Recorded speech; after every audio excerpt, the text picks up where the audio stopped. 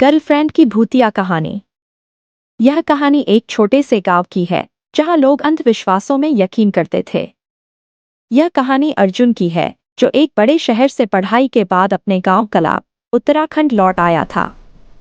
अर्जुन एक पढ़ा लिखा लड़का था और भूत प्रेत जैसी बातों में विश्वास नहीं करता था। लेकिन उसके जीवन में कुछ ऐसा हुआ जिसने उसकी पूरी सोच बदल दी। पहला दिन, रहस्यमयी मुलाकात। अर्जुन जब गांव पहुंचा तो वहां की शांति उसे बहुत भा गई। हर तरफ हरियाली और पहाड़ों की ऊंचाइयां उसे एक नई ऊर्जा देती थीं। एक दिन वह गांव के पास के जंगल में सैर के लिए निकला। रास्ते में उसकी मुलाकात एक लड़की से हुई।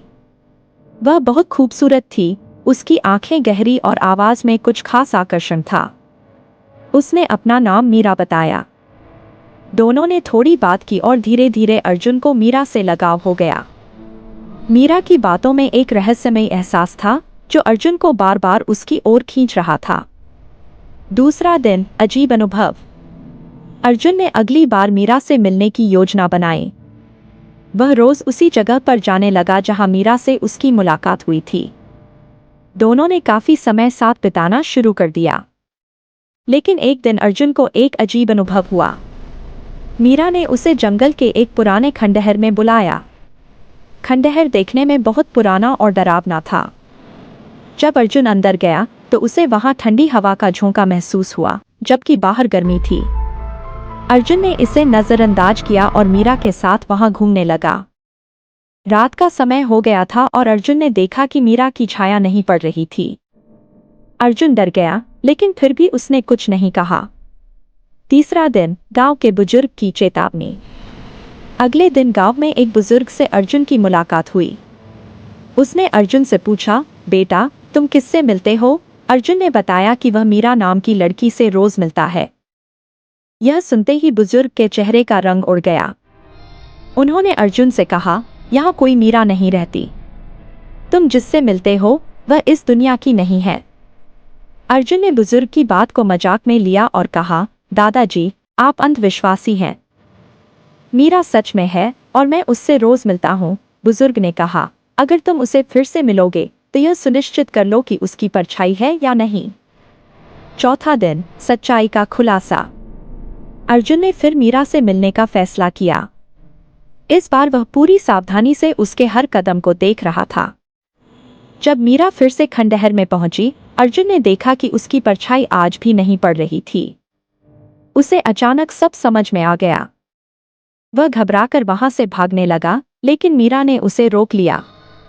उसकी आंखें अब डरावनी हो चुकी थीं, चेहरा सफेद और ठंडा था। अर्जुन को अब यह साफ हो चुका था कि वह कोई इंसान नहीं, बल्कि आत्मा है। मीरा ने कहा, तुमने मुझे पहचान लिया, लेकिन अब बहुत देर हो चुकी है।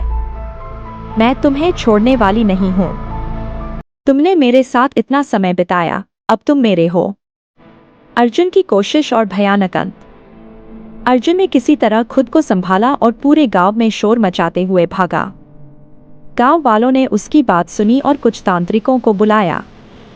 तांत्रिकों ने बताया कि मीरा एक पुरानी आत्मा है जो उसी खंडहर में सालों पहले मरी थी। उसकी आत्मा अब भी उस जगह भटकती है और जो भी उससे प्रेम करने की कोशिश करता है उसे वह अपनी दुनिया में खींच लेती है।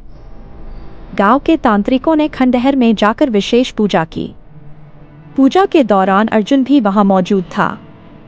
जैसे ही तांत्रिकों ने मंत्रोच्चार किया, मीरा की आत्मा प्रकट हुई।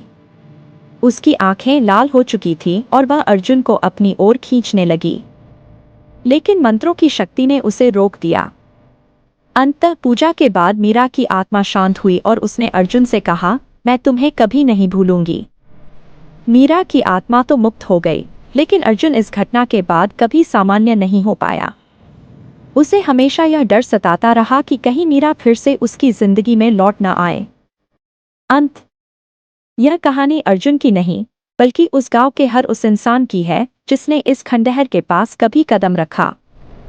आज भी गांव के लोग रात के समय उस खंडहर के पास जाने से डरते हैं, क्योंकि मीरा की आत्मा की कहानी उनके दिलों में अब भी जीवित है।